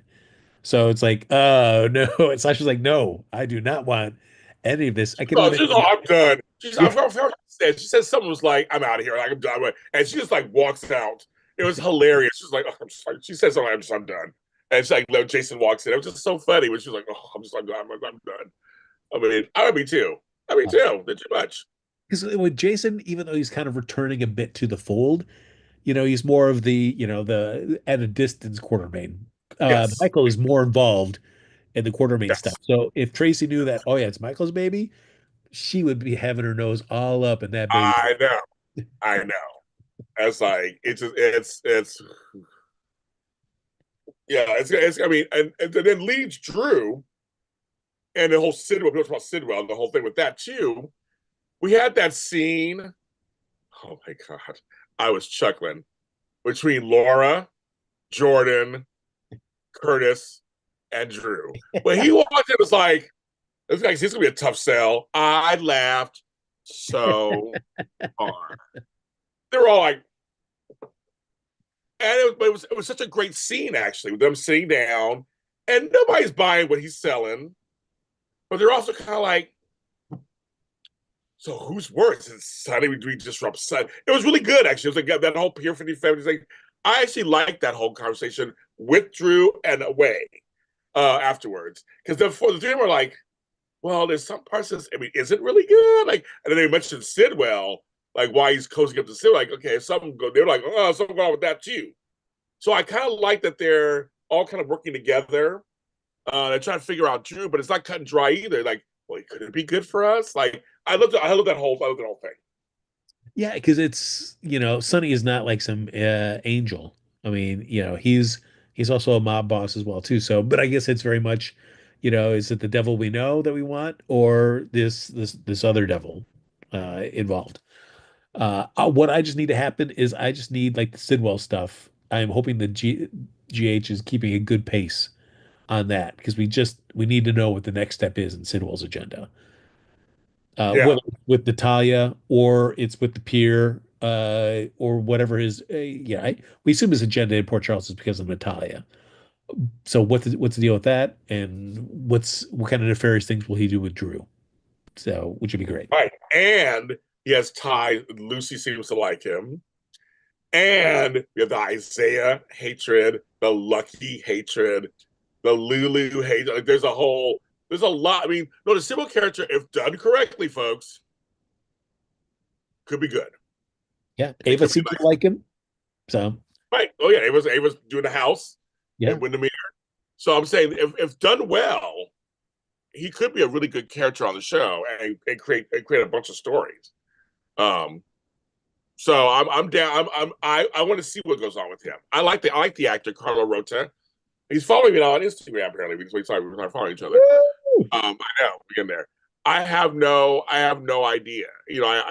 I'm curious. I'm interested to see what they do with this character. So I'm hoping they do it in a way that's keep his charm, have him charming but dangerous. I don't mind those kind of characters. I like those kind of characters because it's more story. Yeah.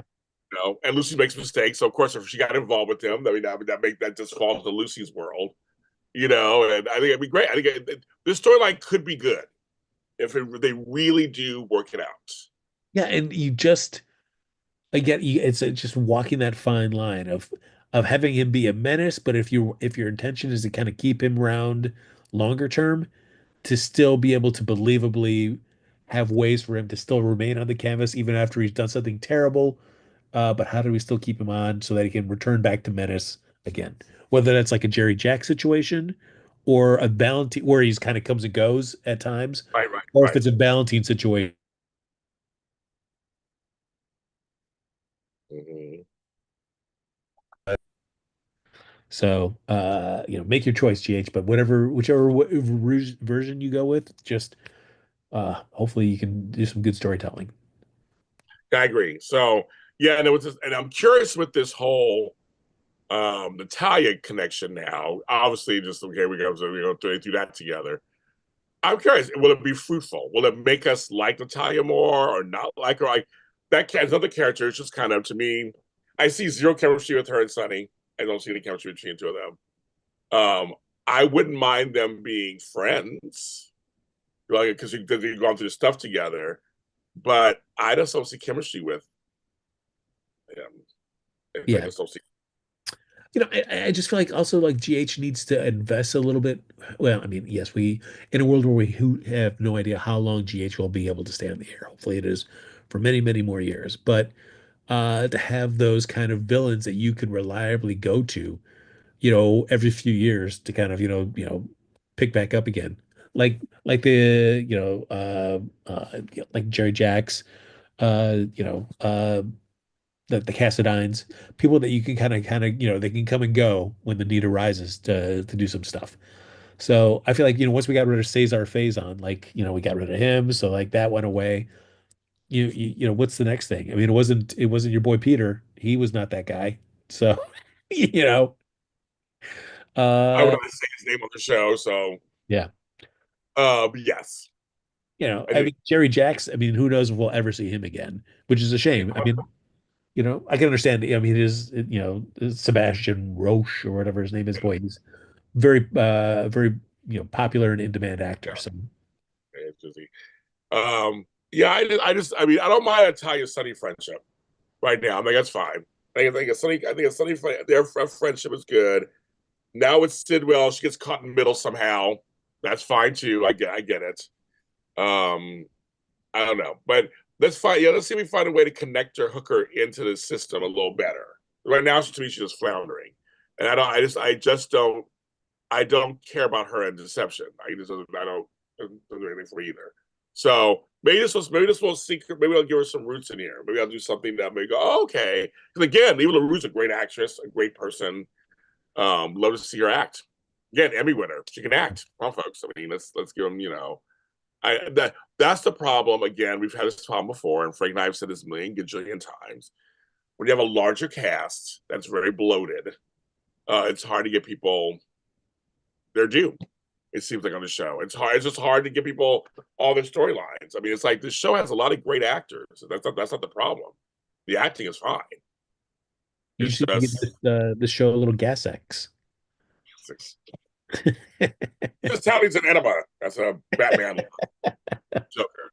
I'm just how needs an enema. Bat dance. No. Yeah, it's yeah, it needs something. Like, I'm trying. I mean, they could shave off some characters. That'll be fine. Um, but I don't mind the cast itself. I don't mind them, but it's because there's a lot of talent on the show. It just needs to be distributed and pacing and just. I mean, there's a few things that need to be up for some of these characters. But they do. They some characters they do it fine, and some characters they don't, and they're good characters. Now we see Selena Wu in a few weeks. All of a sudden, we had her for a minute, then we don't see her again for a few weeks. It's like, and then you had that whole Valentine's episode, and you had Brad and Lucas together, that hot model he couldn't deal with. So he's like, is this seat taken?" And Brad was like, are you leaving, going somewhere?" And he's like, Brad's like, "No, I'm not going nowhere." And he sat back down. I'm like, You know what? But it's like what I liked about that is it shows like, Lucas, he's still got as much as he's protesting, there's still that little spark that he has with Brad, which that's yes, there's a lot of stuff that went down that was not great between the two of them, but you know, that doesn't mean that, you can't help but still have feelings for somebody that right. may have done you wrong. Yeah, and I just I don't mind them together. So it's kind of, So I mean, but it's just kind of, and then Portia talking to Brad. Nobody likes. What she said, nobody likes a drunk or something. Nobody. Yes. I was like, Uh, oh my god. but I did like at least the end of the evening interaction seemed to be just a very pleasant one, which was like, all right, cool. If you can just kind of, have scenes like that between the two of them, great, where it's not always Brad overstaying his welcome trying to get extra days out of this Miami trip. I just think I do like um No, I got a text. I like Brad and Portia. Actually, I think they could be frenemies. I think it'll be something because they are kind of leaning on each other for certain things. And it's like I could totally see them working together and maybe becoming friends. I just thought maybe they can become friends and kind of because Curtis is watching and she's like, she don't want her man digging deep into it. Yeah. She wants to leave it alone. So it's like, so she's taking Stella's advice, kind of like, stop attacking him so much, and it just looks like whatever. Speaking of that, then you had Curtis go to Stella. Oh, yeah, I need you to hook me up to this, this congressman that that you know really well that we've never talked about before until now. We're entering a political arena. Let's do it. Let's do it, Stella, Auntie. Let's And do even it. just I had one of these wait staff know like when I was talking to my auntie to come over with these special made cocktails. Like, why are you explaining this to Curtis? What is going on? And then you had Brad and Willow. Willow talking about the past. Willow at her table with Drew, and Brad on the other side. They both want to talk about the past. I was like, there's some juice. They have a history. There is some because of now they have a history. There's some juice in there. But I love when Drew was like, yeah, you got to go. We got to go because no, you got to go. He never said you both. He just said you got to leave. Either I own this bar and I have registered reserve rights, and Drew's like, oh, you want to go that way? And Yeah. he's like, yeah, and they left. Yeah, it's gonna get ugly between the two of those guys. Yeah, Well, I for can't sure. wait. I can't wait. I still loved you and him, them friends. Not like them as enemies. I like them as enemies now. Because Curtis is like he's not having it. He is not having it. He is done. D-U-N. He is done with Drew. But yeah, it was kind of funny having Will gossip and Brad's gossiping. Like, well, I guess it's okay for those two to be together. I guess, and I'm just like, well, you can't say nothing about nobody in relationships. You can't say nothing. Who I did not care about, sad to say, unsurprisingly, was um Trina and her boy, or I QB1. Yeah, just man, that is still just nothing for me. It is my fault, folks. I will take responsibility. I said I wanted to see a young black couple on soaps. We just don't have one. I'd love to have one. And I said, I missed the old Angie and Jesse back in the day on All My Children, or or Lonnie and what's his name on Days. I'm like, Eli on Days. I miss a young black couple. Well, GH is like, we're gonna try to give you one kind of, Oof. and go super slow. And I just do not see the chemistry. No, I I don't don't see either. between I and Trina. I don't see the chemistry. And secondly, I feel like Jake's just afraid to give Trina a real story. Like I'm just like I don't. I mean, it's probably not it, but it just see the optics come across like just pull the trigger, give Trina like don't treat her like a kid. Just give it to her. And they know Angie and Jesse. I was saying they're not. I'm just saying they're just not. It's just I mean they're together. He's hurt. She's trying to be supportive. It's not exciting. It's just not right. It's not exciting. Oh, but she came home with stuff from the grocery store because she was going to cook a meal. Let's cook some pasta and just like talk. Turns Sorry, out, Trina, I'm not interested. I agree with a different way. Yeah, you go on, Joss. You go different way. I'm just like I was like, dang, I'm not feeling it whatsoever. Well, it's going to be tough when you see Joss get like, "Hey, I've killed a man. I'm getting recruited for the WSB." And Trina's like, "I'm thinking maybe about cooking dinner." Right. And that's what it is. It's like in comparison to some of her peers, like East Coast just said, they treat her with kid gloves. I'm just like that other guy who was yelling at their best friend her and Trina, I saw more chemistry when he blamed her for everything. Yeah. I was like, there's something there. That's kind of be cute. There's something going on there. But Kai, I'm like, the guy is fine, the actor's fine, all that, but I'm not seeing chemistry with those Well, two. I mean, and I guess it's kind of tough because you're seeing two people that are passionate about their own particular interests, which we are Yes. in football, kind of coming together, and we're learning that Trey actually knows a bit more about art than Trina does about football. But otherwise, it's like two like well-adjusted kind of you got their heads on their shoulders teens that are going into a relationship. There's not any like you want that chemistry, but you also want that push and pull to kind of make Yeah. it more interesting for the viewer. And right now, it's like two of the same type getting together, where you're like, okay, cool, but it doesn't really excite me. Yeah. I mean, I almost put, some folks say you guys are going to kill me, but I almost would put Kai with Joss. Might be a little more just because she likes football and she's a sports person like he is, and maybe I don't know. I'm not seeing chemistry between the two of them. So I want to see chemistry, but I don't see it. And so I'm just sitting there waiting, and Yeah. what's going on. And but I feel like with Trina, they seem afraid to pull the trigger and give her a full on adult story, meaning that she's an adult, a story, and just go forward in it and say, here we go. And they didn't. Nope, they didn't.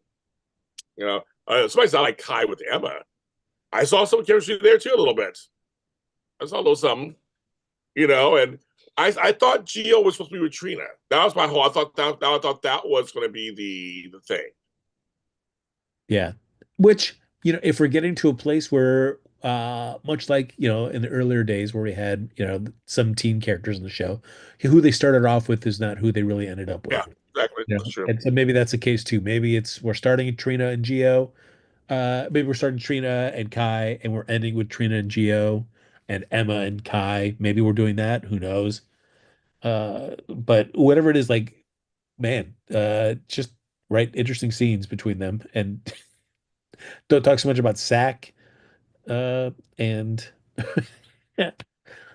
So Amaya says she had a adult story with Spencer. Do you want me to get started on Amaya on that whole story? Do you want me to get started on how much they dragged that along too? Oh my God. I think most Sprina fans would agree with me.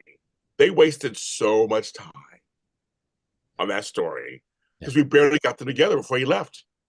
Yeah. So I'm like, that's not a great example. I'm sorry, that's not a great example at all. I mean, I stand by that statement completely. As a person who was watching that story, we were on the air watching that story, and they wasted so much time getting them together. That was the thing. They didn't they want to pull the trigger. They took forever to get them together. Then they finally did, and it was short lived. Yeah. I think every Sprina fan should not be happy about what happened. It was not enough time, and I stand by all that statement. I stand by that statement. It wasn't enough time. It was like they did it. It took forever. It's like that's so crazy. It's like so I stand by the statement. When it comes to Trina, they barely tell story with her. Even with her and Cyrus, it wasn't her story. Her being set up by Esme. It was like they barely showed the trial. It took forever to get to the trial. Remember, me and Fred was saying, "Going, God, when is it going to come on again?" Like they took forever. Esme had a huge story. Spencer had a huge story. Joss had a huge story. Dex had a story, but she had a boyfriend. Yeah. What was his name? What the fuck his name was Rory, and they Yeah. barely did anything with that. Also, they killed him off. So I'm just saying, I feel like they've done Trina wrong in the sense of not fully giving her a full story. Her and Ava, those are my only things that's really good. They've Yeah. established their relationship. They established their relationship. So just because I disagree a tad, be honest, but I won't get into it here. It's fine. We can disagree. We can agree, disagree, Amaya. That's fine. But I stand by all my statements. You can write about it in the comments you want to later or whatever. That's fine. But I feel like almost every Sprina fan, they wasted her. I don't know how anybody can look at the storyline and go, they didn't waste her. She was fine. They wasted the storyline. I mean, Nicholas Chavez left and they have not recast the role. He's been gone, what, a year now or so? They can recast the role now. They can easily recast the role and bring him back. And they can pick up where he left. That could be a great story. They pick up where he leave off. Like, where's Ace? Folks, where's Ace? Yeah, but is anybody crying out for Ace? I'm certainly not. No. Where's Ace? I was like, hello. Him and Kevin will be forever off screen now. Just doing stuff. He'll be 17 soon. But I'm saying, because trust me, I was a Sabrina fan, folks, and I supported that whole fan base. I was there for the banner. I met Nicholas Chavez, and I was there. So I'm just saying, folks, I don't know how you can disagree with me, because I'm like, how you were happy with that story? I mean, that full story, really? They totally did. They did it injustice. They didn't give it enough. They did it all, and they didn't. And I feel like that's a shame that he didn't. So, I mean, I'm like, how do you make hello? Ace is in college now. Exactly. Ace will be like 25. He'll be dating. I don't know. Yeah, so I'm just saying it's I mean, recast the role and maybe get it going, maybe get a triangle going. But when they brought Gio on, it seemed like that was the person they were going to put, oh my God, I've got her name already, Trina with. And I was okay with it, actually. I was fine with it. I was okay. I was like, put them together. That's fine. I saw some chemistry between them a little bit. There was like something there. But then they changed it. They changed it, Frank. They changed it. No, for sure. I mean, because they never would commit to it. They would just kind of dance around it and never really pursue it. And the frustrating thing is, I don't want a return of Spencer to be the next Trina storyline. Like that's like so we can only have that's good too, right? You're right. In relation to Spencer. Come on, let's give her something else other than that. There's plenty of other more mature, interesting storylines you can give her that aren't reliant on Spencer being back. That's true. Put Trina with other people. Pair her with some other folks on the canvas. Get her involved in something. So I'm just saying with Joss, because she obviously is a legacy character on the show. Obviously, she'll get more stuff. But they are moving along with her. Giving her, like I said, they even moving Gio on to something else. But Trina's kind of stuck in this like piece of a storyline. So I'm just like, yeah, I feel like it's tough because I mean she's got her family unit. I mean the biggest drama in there was like who her real dad might be. Then even like just at her job life, she's working at the gallery with Ava, which is fine. There's not really any drama that comes out from the art gallery. So and like Jocelyn's got the whole I've got, the whole Corinthos mob stuff angle. That's always a possibility. Plus just all my various step siblings and the drama that could come from that as well too. So I feel like Trina just doesn't have a lot of natural kind of things that make it like low-hanging fruit for like, oh, this is a easy storyline to put her into. So I feel like the writers need to make a deliberate choice to they do. give something. That's what it is, Frank. They have to go, okay, let's make her and Christina friends. Or let's make her and Molly friends. Or let's make her and Emma friends, actually. They sat next to each other and talk. They barely talk. So it's like, well, let's make them friends. Let's make them have a friendship. And maybe Joss gets like, okay, why are they friends? Like, it's just like, that's my whole thing. It's like, or make Trina face deception. Do something else that's outside of what's going on here. And so I think the characters are agreeing with you. The characters. Sorry, you guys are characters out there. The fans are agreeing. 87 people are watching. 87 people on a Sunday. Thank you. As they're watching the original Soap Block. All these other people are imitators. We're the originals. I'm glad you guys are still watching us. We've had good numbers all day today. Thank you, live. But like, they'll make Trina do something else. I mean, like, just let's get her into some other storylines. Like, come on, folks. Like, you're right. She doesn't just pair it off with somebody, but they're not doing that either. Yeah. So but anyway, again, it's a bloated cast because again, I missed the whole. They do it occasionally with the Rocco, Sam. This Rocco, all the kids. They kind of showing them here and there. Now we see Tobias. What does that mean? Will we see him again, or will we not see him again for another 2 months? Like we don't know for sure. I mean, we don't know what's for sure. Oh yeah, Trina Ava should get sucked into some kind of mess with the gallery. Why not? Like, why not? I just think. I mean, there's all these possibilities, but they're not giving it to her. Yeah, I mean, I feel like the gallery is not. I mean, unless they make a big change, the gallery is not really a good starter place for Right, stories because it's. right. Yeah, I don't know. Unless it gets into like smuggling some illegal stuff, but otherwise, just Or like I don't know. I'm really Sidwell, interested in those artists. You know? I just think it just. I mean, again, the Taggart story fell flat too. Oh, he's out there drinking somewhere. He's drinking so out of a tea thing. He's Yeah. drinking something. It's like that story, folks. Who's happy with that storyline? That fell flat too. We forgot about the where's Taggart? Don't even know where he. Don't even talk about him. He's just Yeah. gone. No, he was supposed to be in line for the new chief of police, but Right, no. right. They didn't do that. Right, they didn't do that. And but I'm just saying, but they with Trina, she just started calling the other one daddy, and that was it. We forgot all about the one before that. Oh yeah, I can't remember the last time Taggart was even name checked. Right. And Rial talked about that on one of his things. So yes, there's some stuff. Devin, you're correct. They did Rial crazy. So yes, and I'm friends with them, so I know. I'll let him tell his story one day, but it's not cute.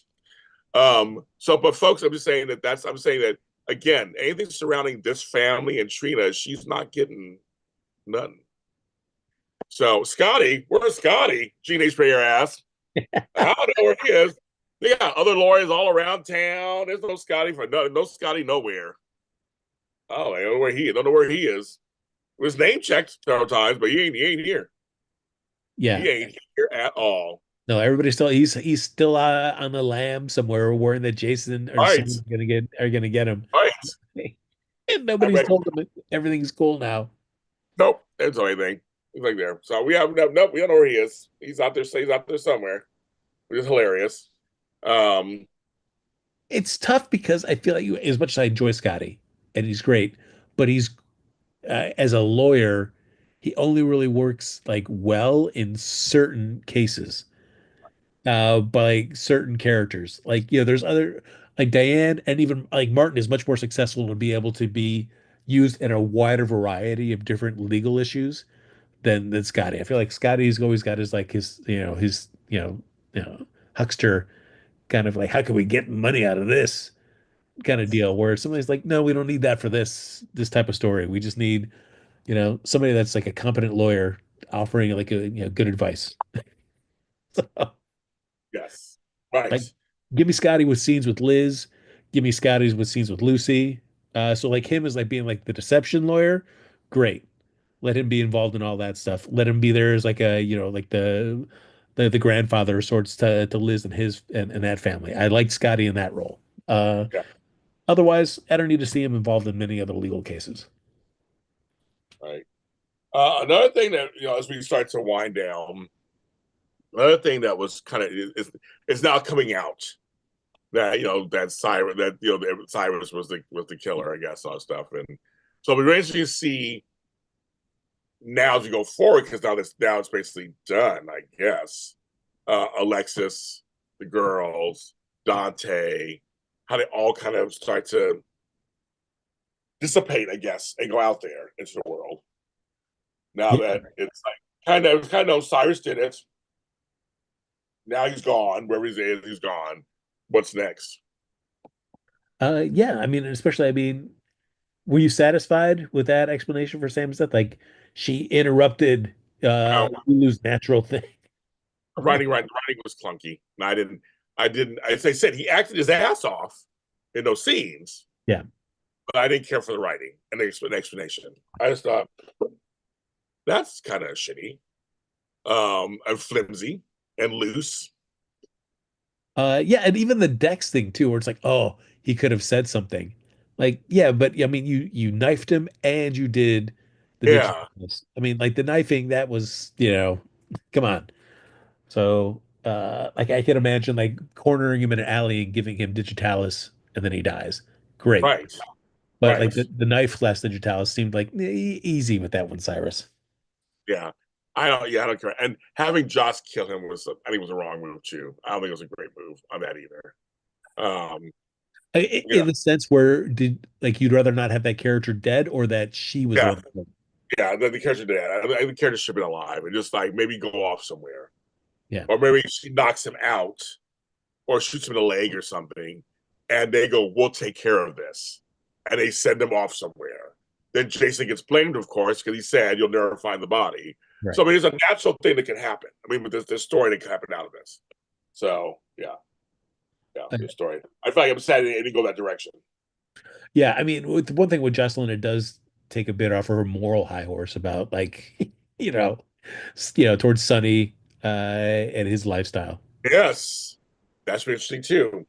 Because she has softened up, and and her and Christina are getting along great. Yeah. Both there for the girls, and so yeah, she's starting to see little things, I think, and and she's softening to her dad a little bit. She still hates Ava. Ava's the one she hates. Um, but I don't, I know, Rebecca is saying because on another show, this guy Ian, we think he's coming back. He was shot, but his eyes opened up at the very end and went to black. So, and now two characters are missing. One of them is Michelle Stafford's character, Phyllis. She's missing.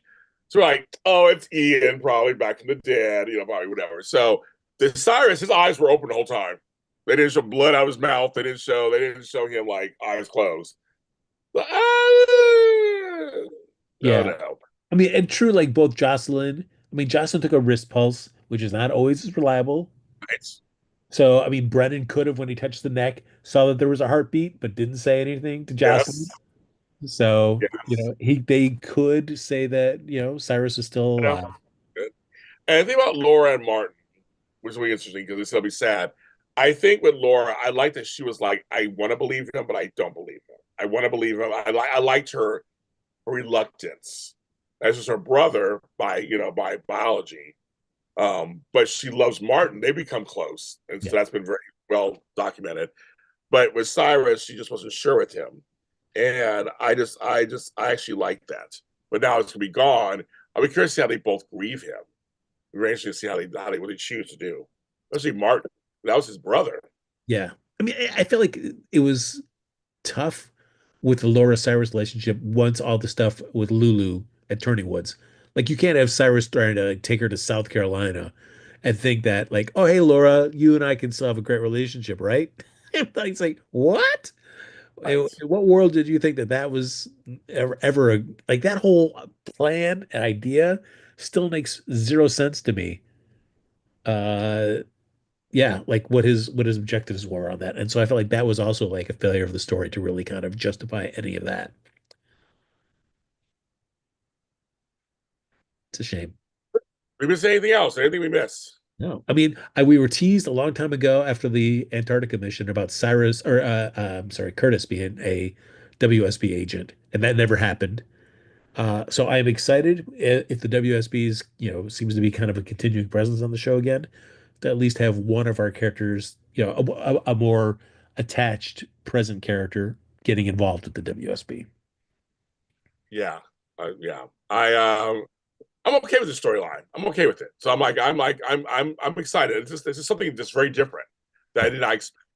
So I'm actually excited this could happen for her and be a whole new turn and reactivate the WSB somebody different and we just see what kind of person Jocelyn becomes. That could be interesting too. And it affects everybody in her family. Yeah. It affects Sunny. It affects Yeah. everybody. It affects everybody. I mean, this is the type of, and it's not one for one, but has the potential to be the type of thing that is a very kind of landmark thing for the character, as like Jason getting in the accident, losing his memory, becoming Jason Morgan, like Jocelyn becoming like a full-on WSB agent and going full deep into that side of things. Man, that's just a really different change of direction for that character. That if the show decided to really, I mean, that could be just wow, very cool. It's like where you have two different eras of that character, and it would be cool if the show really investigated that. At least for me. Yeah. Well, they don't listen to us, Frank. So we get what we get, Frank. They don't listen to us at Oh, you all. didn't hear? They called us in for a meeting next week, James. Like, what are you done? They don't want us in for a meeting. Yeah. Folks, that was over almost 2 hours. We're done. I'm done talking about this shit. I want to go outside and play. It's 80 degrees here in Los Angeles. Take that shirt off and frolic in your garden. Oh, woo. The boobs are coming out, folks. Frank, where can they find you if they want to find you? Find me on all the social medias at Happy Go Jackie. Yes. And me at James Lott Jr. Yes, we do. We love you. Well, we love you guys too. We do love you guys too. No, we don't think. I mean, today, period. Every single person who watched us live, everyone who is watching us later, everyone who listens to us. These shows are huge. We're on all social media platforms and audio streaming services. You guys who listen to us on Mondays, on Monday mornings, I see the numbers. Thank you so very much. So we're a little long. We're freaking out a little long in the tooth. But it's a good tooth. The tooth that can be saved. Strong tooth. Yes. Doesn't need a veneer yet. No, not yet. Close. Right, you're getting close. And yes, SAG Awards are, I think, tonight. But next Sunday is the Oscars, but we're still going to be here. They'll come on till later. So we'll be doing for the Oscars. Because I think it's going to be a good week this week. So I'm going to still do it. We'll still do a show, Frank. Oh, yeah. I mean, because you got to get ready for the red carpet, James. Yeah, I wish. But, well, I'm going to watch the Oscars, of course, but they'll come on like 5:30. So we'll be on before that. Our usual time. We're doing that. Everybody have a great week. Take care of yourselves. If you're any kind of weird weather, be careful out there, and we'll see you next time.